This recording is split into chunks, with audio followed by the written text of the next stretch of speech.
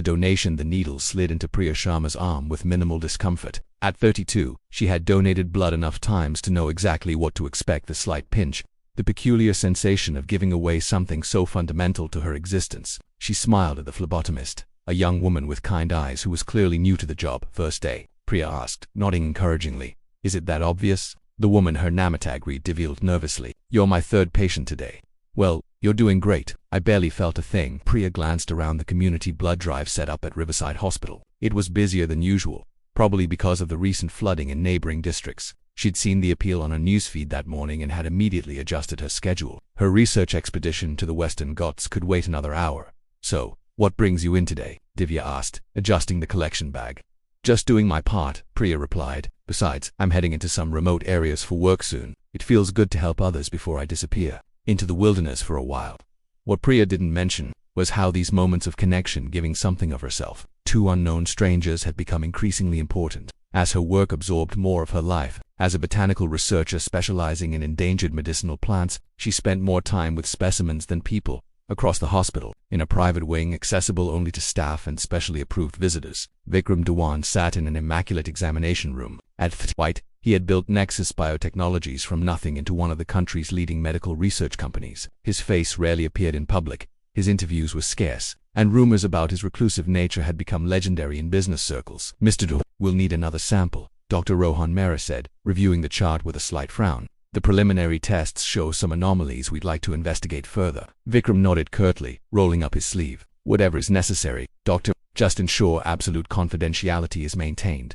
The concern wasn't unfounded. If word got out that Vikram Dhawan was undergoing extensive medical testing, Nexus stock would plummet overnight. The company was weeks away from launching a revolutionary gene therapy treatment, and investor confidence was paramount. What the public didn't know, what almost no one knew, was that Vikram had discovered troubling similarities between his symptoms and those his father had experienced before his sudden death 10 years ago, a death that medical examiners had never fully explained. "We'll label these samples with the secure protocol as discussed," Dr. Mehra assured him. "Only 3 people in the hospital will have access to your identity." In the adjacent lab, a harried technician juggled the day's influx of samples. The blood drive had doubled her workload, and the special protocols for the VIP patient added extra steps to her process. As she labeled vials and prepared them for testing, an emergency page blared through the speaker system.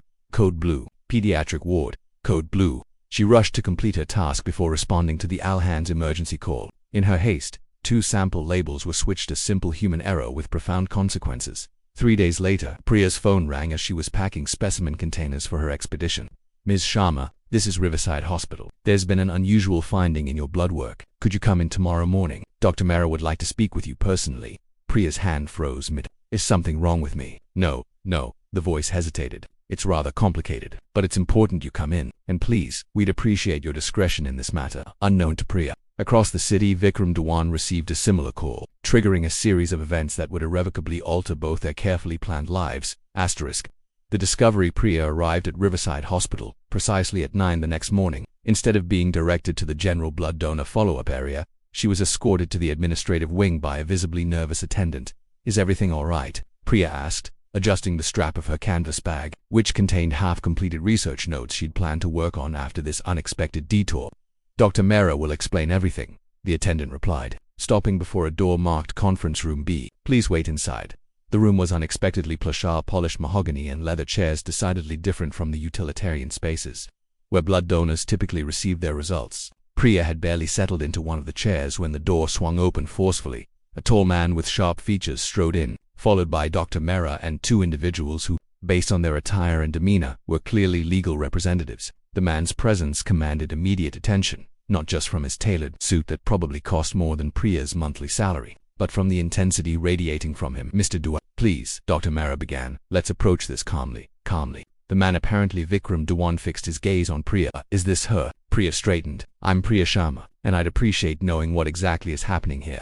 Dr. Mehra cleared his throat. "Ms. Sharma, Mr. Dhawan, I must apologize for an extremely unfortunate situation. During the blood drive 3 days ago, there was an incident, a mix-up with sample labeling." The realization dawned slowly on Priya. "My blood sample was switched with dot." She gestured toward Vikram, who remained standing, arms crossed defensively.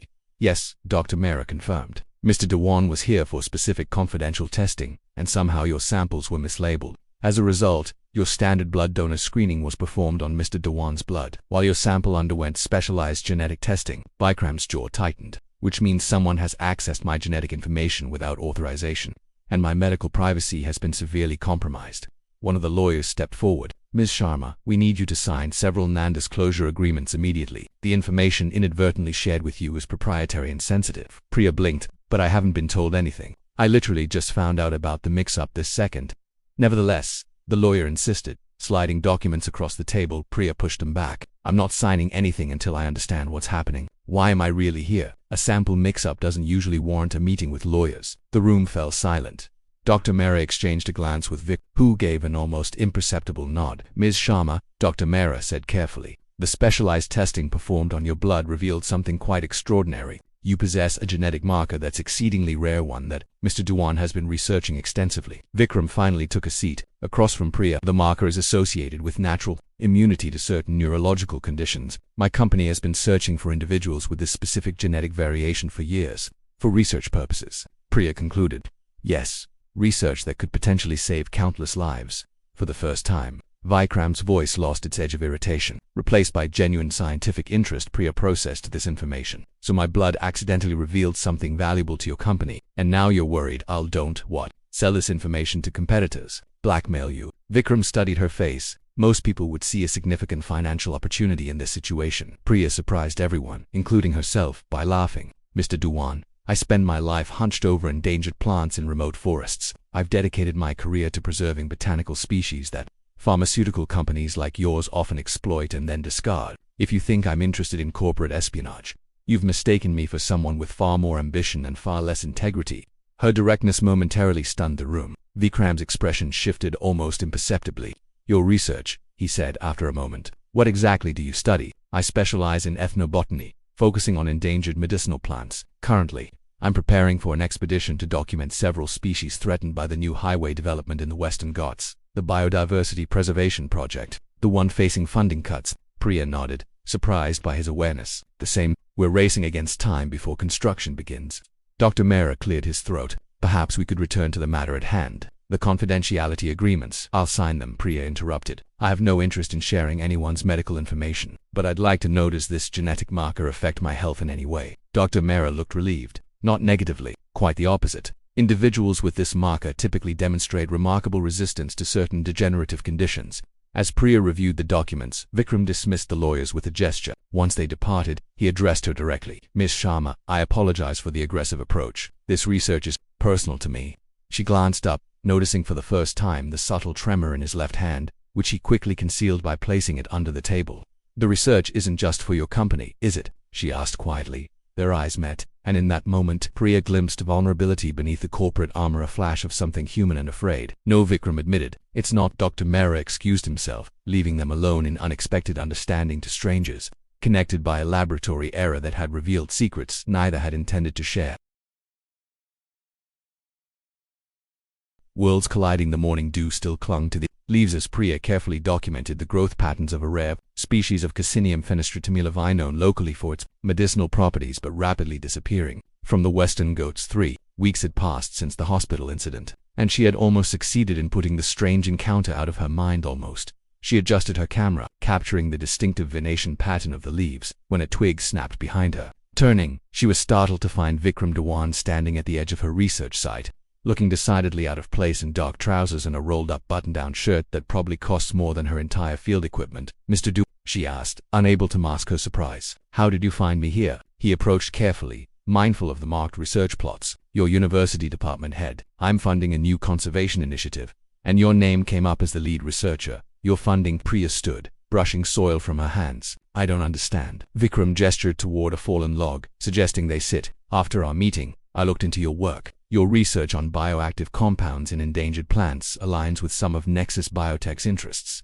The board approved a substantial grant to your department yesterday. Priya narrowed her eyes. Is this because of my genetic marker? Because if you're trying to buy my cooperation or my blood samples, it's not that, he interrupted, then hesitated. Well, not entirely. Your discovery accelerated certain research priorities. Yes, but your work has merit on its own. The grant comes with no strings attached to you personally.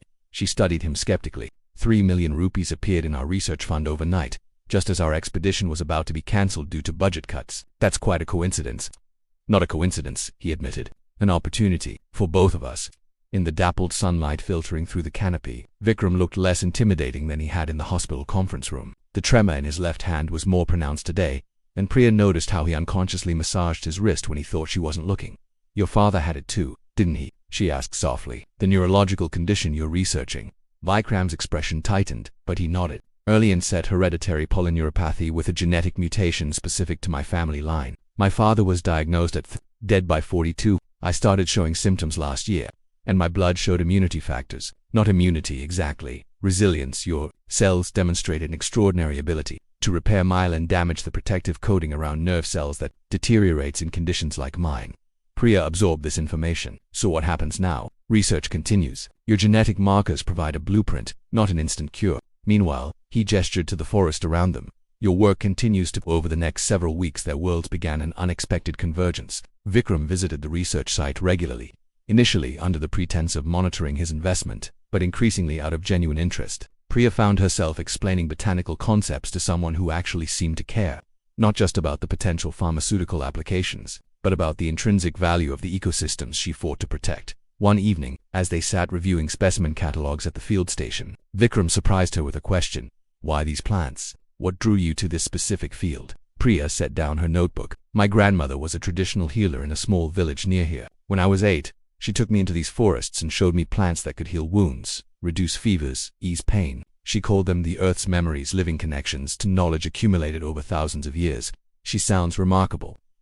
She died when developers cleared the land where many of her medicinal plants grew. The official cause was pneumonia, but she always said a healer can't survive when her medicines disappear. Priya looked directly at him. That's what these corporations never understand. These plants aren't just commodities. They're relationships, histories, cultural identities. Vikram was quiet for a moment. Including my company, especially companies like yours, she said honestly. You see isolated compounds, patents, profit margins. You don't see the ecosystems, the communities that have protected these plants for generations.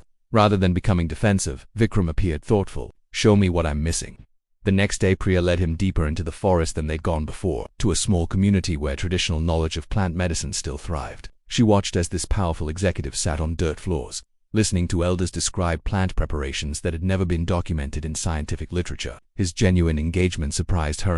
2 days later, when they returned to the research camp, Vikram made an announcement that stunned Priya and her research team. Nexus is establishing a biocultural heritage fund, initial funding of 50 million rupees, with commitments for matching community-led conservation projects. Ms. Sharma will co-chair the initiative, with complete authority over ecological priorities.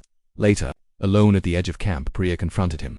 Why are you really doing this? Is it guilt, tax benefits, good PR? Vikram's usually guarded expression softened. Do you know what happens when you face your mortality? Priorities shift. I've spent my life building a company focused on extending human life, while ignoring the living systems that make that life possible. He gestured toward his trembling hand. This condition is forcing me to reconsider everything, including me, Priya asked quietly. His gaze met hers. You were never part of the calculation. You were the variable that changed the equation entirely.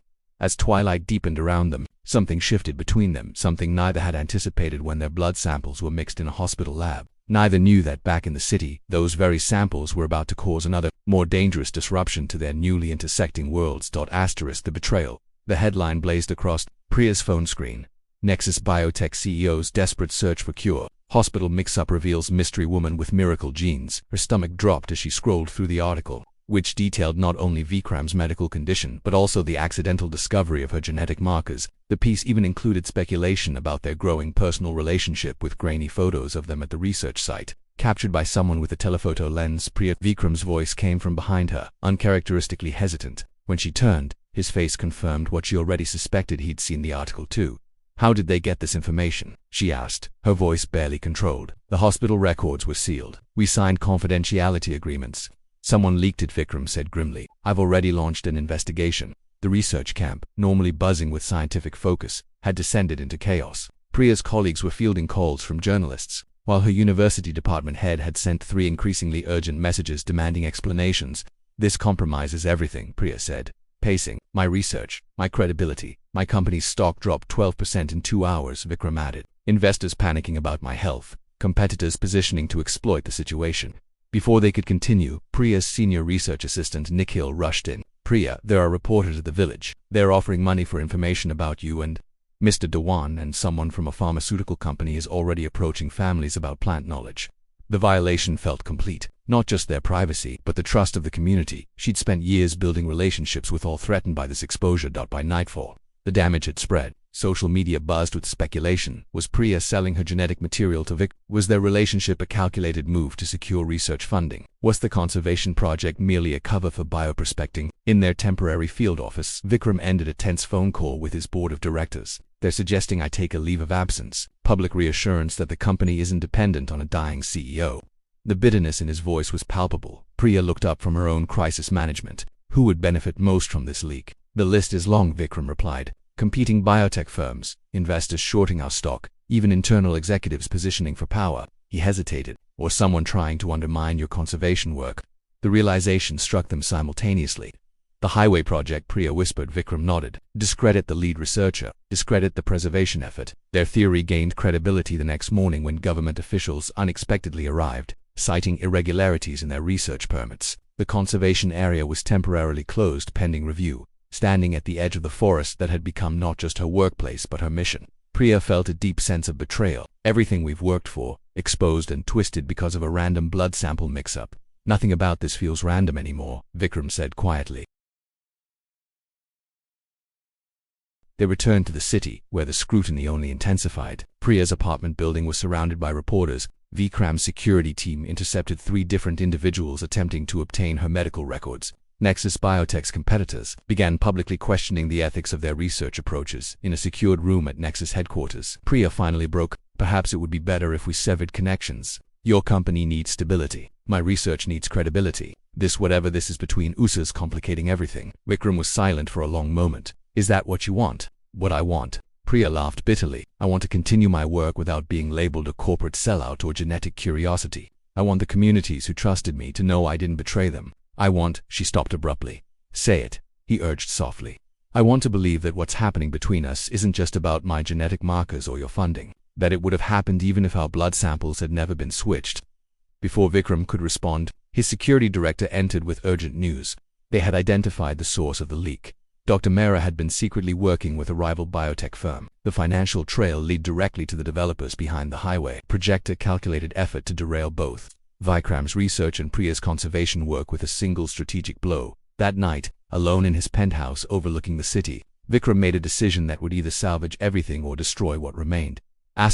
New beginnings. The press conference was Vikram's idea. Against the advice of his PR team, legal counsel and board of directors, he insisted on addressing the situation publicly. With Priya at his side, "This is either brilliant or career suicide," his communications director muttered as they prepared. Priya adjusted her sorry nervously, unused to the attention. "Are you sure about this?" Vikram's tremor was visible today, but he made no attempt to hide it. "For the first time in my life, yes, completely sure."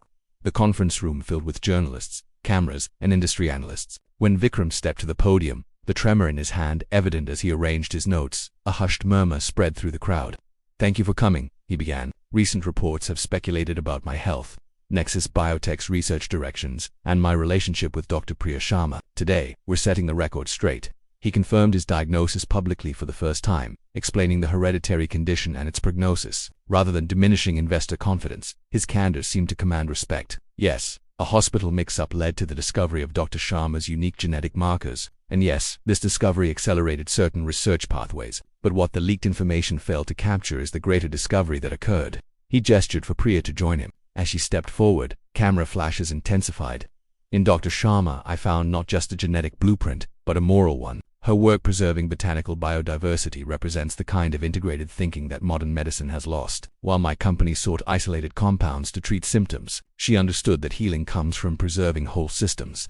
Priya spoke next, her voice gaining strength as she continued. "The unauthorized exposure of my genetic information and private life was intended to undermine both my conservation work and Nexus Biotech's research. Instead, it has catalyzed something unexpected." She announced the establishment of the Integrated Bioscience Institute, a new entity, independent from Nexus but supported by it, dedicated to preserving traditional medical knowledge, alongside cutting-edge research.